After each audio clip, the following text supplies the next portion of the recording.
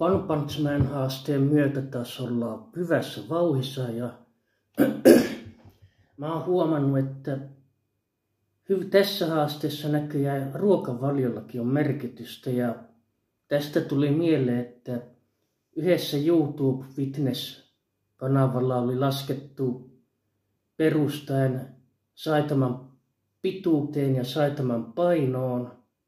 ja hänen kuntoiluohjelmaansa siitä animesta,